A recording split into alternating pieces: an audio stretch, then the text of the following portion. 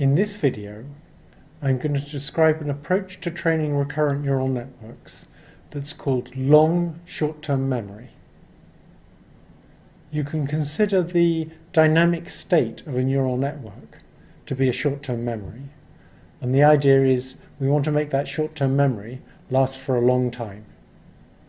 This is done by creating special modules that are designed to allow information to be gated in and then information to be gated out when needed.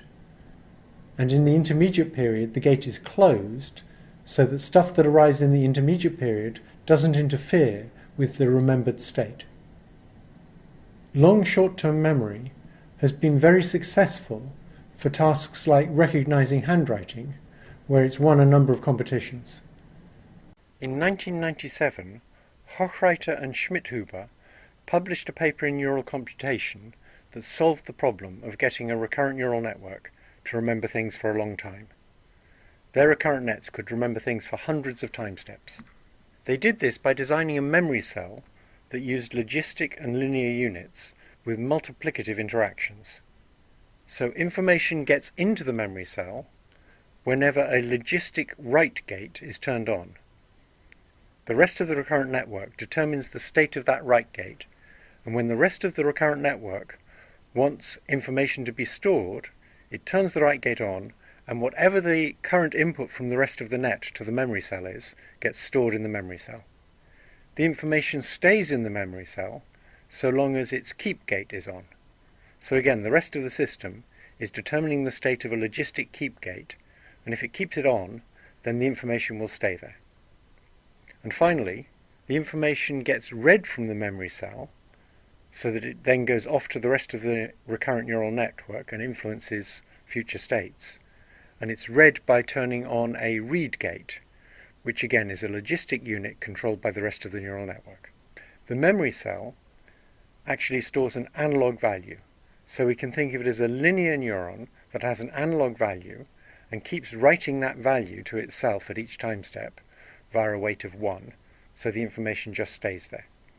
The weight of 1 is determined by a keep gate, so the rest of the system determines the state of that logistic keep gate, and if it puts it into a state of 1 or close to 1, the information just cycles around, and that value of 1.73 will stay there.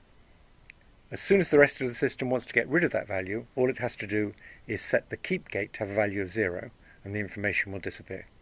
To store the information in the memory cell, the rest of the system has to turn on the write gate, and then whatever input is being provided to the memory cell from the rest of the system will get written into the memory cell. Similarly, to read the information from the memory cell, the rest of the system turns on the logistic read gate, and then the value in the memory cell comes out and affects the rest of the recurrent neural network. The point of using logistic units is that we can backpropagate through them because they have nice derivatives. And that means we can learn to use this kind of circuit over many time steps. So I'm going to show you now a picture of what backpropagation through a memory cell looks like. First we're going to do a forward pass. So at the initial time, let's suppose that the keep gate was set to 0, so we wiped out whatever information was in the memory cell before, and the write gate is set to 1, so the value of 1.7 that is coming from the rest of the recurrent neural network gets written into the memory cell. And we're not going to read it at this time, so the read gate is set to 0. We then set the keep gate to 1, or rather the rest of the neural network has to set the keep gate to 1, and that means that the value is written back into the memory cell. It's stored. At the next time step, we're going to set the write gate to 0 and the read gate to 0, so the information isn't influenced by what's going on in the rest of the net, and it doesn't influence what's going on in the rest of the net. It's insulated. Again, at the next time step, the keep gate is set to 1, so the information is stored for one more time step. And then we're going to set the write gate to 0, so no information is written in, but we're now going to retrieve the information by setting the read gate to 1. The value of 1.7 then comes out of the memory cell and goes off to influence the rest of the network. And if we don't need it anymore, then the keep gate can be set to 0 and the information will be removed. Now, if you look at the 1.7 that comes out when we do the retrieve, and you look at the path back to the 1.7 that came in, along that path there's these little triangular symbols, and next to each triangular symbol there's a 1. That means that the effective weight on that connection is a 1. So as we go back along that path, whatever error derivative we have for the 1.7 when it's retrieved gets backpropagated to the 1.7 when it's stored. So if you'd rather have retrieved a bigger value to make the right things happen now, you can send the information back and tell it should have stored a bigger value. And notice that as long as the relevant gates have values of 1, there's no attenuation in this backpropagated signal. It's got just the properties we want. Of course, if they're logistic gates, there will be some slight attenuation, but it can be very small, and so information can travel back through hundreds of time steps.